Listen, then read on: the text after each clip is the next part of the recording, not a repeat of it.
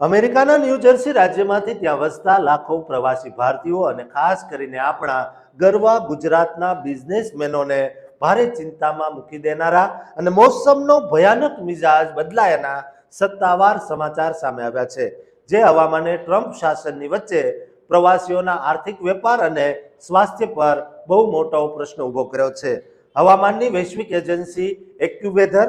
National weather service અને New York city emergency મેનેજમેન્ટના સંયુક્ત ઓફિશિયલ ડેટા વેરિફિકેશન અનુસાર ન્યૂ જર્સીની અંદર ચાલુ સમર એટલે કે ઉનાળાની સિઝન અગાઉના વર્ષોના સરેરાશ તાપમાન કરતાં બહુ જ વધુ ગરમ, ભયાનક વરાળવાળી અને અતિશય ભેજવાળી સાબિત થઈ રહી છે. તાજેતરના દિવસોમાં ન્યૂ જર્સીનું મહત્તમ તાપમાન 27 થી 32 ડિગ્રી સેલ્સિયસ એટલે કે 80 થી 90 ડિગ્રી ફેરનહીટની આસપાસ નોંધાઈ રહ્યું છે, જ્યારે કેટલાક વિસ્તારોમાં તો તાપમાનનો પારો 90 ડિગ્રી ફેરનહીટને પણ લાઈવ વટાવી ગયો છે અને રાત્રિનું લઘુત્તમ તાપમાન 18 થી 22 ડિગ્રી સેલ્સિયસ આસપાસ રહે છે, જેના લીધે હીટ ઇન્ડેક્સ એટલે કે માણસોને અનુભવાતી ગરમી બહુ જ ઊંચી અને અસહ્ય બની ગઈ છે. આ કાળઝાળ ગરમીની વચ્ચે ગત 21 જૂન રવિવારના રોજ આકાશમાં આંશિક વાદળો છવાયા બાદ ભયાનક ગરમીની સાથે વરસાદ અને વાવાઝોડાની શરૂઆત થઈ હતી,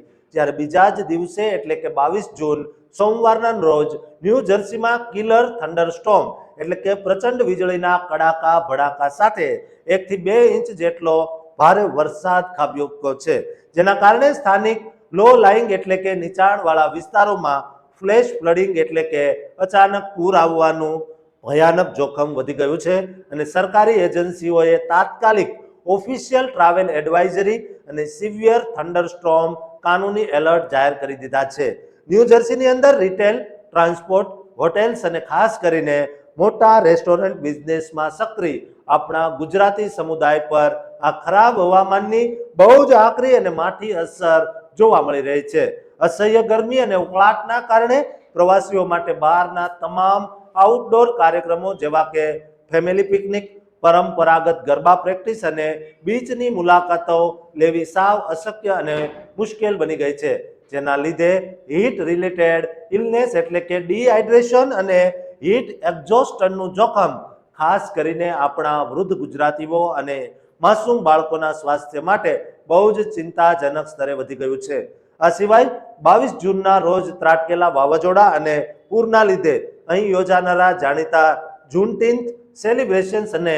પારિવારિક ગેટ ટુગેધરના મોટા આયોજનો સાવ વિખેરાઈ ગયા છે. જો વ્યાપારી નુકસાનની વાત કરીએ તો ન્યૂ જર્સી અને નેવાર્કમાં આવેલા પ્રખ્યાત પટેલ બ્રધર્સ અને અન્ય ઇન્ડિયન ગ્રોસરી સ્ટોર્સની અંદર ગરમીના લીધે ફ્રેશ પ્રોડ્યુસ એટલે કે લીલા શાકભાજી અને તાજા ફળોની ગ્રાહકોમાં ભારે ડિમાન્ડ વધી છે, પરંતુ બીજી તરફ સોમવારના ભારે વરસાદ અને વાવાઝોડાના કારણે સપ્લાય ચેઇનની ડિલિવરીઓ સાવ ખોરવાઈ ગઈ છે અને દુકાનોમાં કસ્ટમર ફૂટફોલ એટલે કે ગ્રાહકોની અવરજવર સાવ ઘટી ગઈ છે. દુકાનો અને ઘરોમાં એસીનો વપરાશ પ્રચંડ વધવાના કારણે વેપારીઓનો મંથલી ઉર્જા ખર્ચ અને લાઇટ બિલ બહુ જ મોટું આવી રહ્યું છે, જ્યારે દેશી રેસ્ટોરન્ટોમાં વરસાદના લીધે ઇન્ડોર ડાઇનિંગ તો થોડું વધ્યું છે, પરંતુ ટેક અવે અને હોમ ડિલિવરીના ઓર્ડરમાં રસ્તા પરના ટ્રાફિક જામ અને પૂરના પાણી ભરાવાના કારણે કલાકોનો વિલંબ થઈ રહ્યો છે, જે મોટી આર્થિક ખોટ સમાન છે. આ પૂરના કારણે ન્યુયોર્ક અને ન્યૂ જર્સીના આખા કનેક્ટિંગ એરિયામાં ઓફિસ જતા લોકો માટે કમ્પ્યુટિંગ કરવું સાવ મુશ્કેલ બન્યું છે અને ત્યાં યોજાનારી વર્લ્ડ કપ ફૂટબોલ સંબંધિત મોટી ઇવેન્ટ્સ પણ આ ખરાબ વેધરના કારણે પ્રભાવિત થઈ છે. સરકારી આરોગ્ય સંસ્થા CDCએ તમામ ગુજરાતી પરિવારોને સતત હાઇડ્રેશન જાળવવા, એસીમાં રહેવા અને પૂરના પાણીમાં ડ્રાઇવિંગનું જોખમ ન લેવાની કડક સત્તાવાર કાનૂની સલાહ આપી છે. દોસ્તો, આપણા તમામ ગુજરાતીઓને આ વિડીયો શેર કરજો, કારણ કે મોટા ભાગના ગુજરાતીઓ ન્યૂ જર્સીમાં વસવાટ કરે છે. આ કુદરતી જે આપદા આવી છે તેમાં સાવધાની રાખીને સુરક્ષિત રહે તે માટે આ વિડીયો શેર કરજો અને ચેનલને સબસ્ક્રાઇબ કરવાનું ચૂકતા નહીં.